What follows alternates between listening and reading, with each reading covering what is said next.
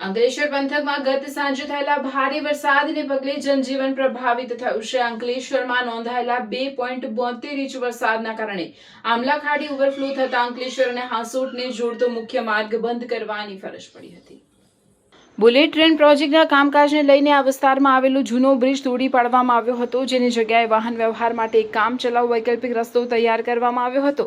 જોકે ગત સાંજના ભારે વરસાદના કારણે આ કામચલાઉ રસ્તો પાણીમાં ધોવાઈ જતા વાહન ચાલકો માટે મોટી સમસ્યા સર્જાઈ છે। આમલા ખાડીના પાણી ઓસરી ગયા બાદ કડકિયા કોલેજ પાસે આવેલા સાંકડા અને કામચલાઉ બ્રિજ પરથી માત્ર નાના વાહનોને અવરજવર માટે છૂટ આપવામાં આવી હતી। જોકે સુરક્ષાના કારણોસર સરકારી એસટી બસ અને મોટા માલવાહક ટ્રકો સહિતના ભારે વાહનો માટે આ માર્ગ હાલ સંપૂર્ણ બંધ કરી દેવામાં આવ્યો હતો। માર્ગ બંધ હોવાથી મુસાફરોને વાહન ચાલકોની ભારે હાલાકીનો સામનો કરવો પડ્યો હતો। ભારે વાહનોને હાંસોટ પહોંચવા માટે હવે ગ્રામ્ય વિસ્તારોના લાંબા રૂટ પરથી 10 થી 15 કિલોમીટર જેટલું ફરીને જવાની નોબત આવી છે, જેના કારણે સમય અને ઈંધણ બંનેનો બગાડ થઈ રહ્યો હતો।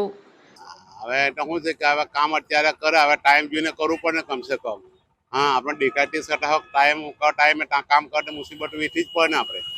ગઈકાલે વરસાદ આવેલો તેને લીધે પુલિયું ધોવાઈ ગયું, ફૂલ પાણી અને જેમ આગળ જાય તેમ બહુ પરેશાની થાય। હા, શું કેવું છે તંત્રને? તંત્રને શું કેવું છે કે ભાઈ વ્યવસ્થા સારી રીતના કામ કરે ને વહેલું કામ કરે એમ। હા, મારું નામ ડાયાભાઈ છે। હું રાજપાડીથી આ ટ્રક લઈને આવ્યો છું જીએસબી ખાલી કરવા। રસ્તો બંધ છે, આ ધોવાઈ ગયેલો છે એટલે અહીં ઉભો રહ્યો છું। તંત્રને શું કહેશો? જે રીતે રસ્તાની કામગીરીમાં ઉબાચારી થઈ છે, કેટલું વહેલું કામ થવું જોઈએ? હવે સર એ લોકો કંઈક કરશે। હા, કેટલા સમયથી તમારે ઉભું રહેવું પડ્યું છે? અહીંયા અડધા કલાક જેવો ટાઈમ થયો।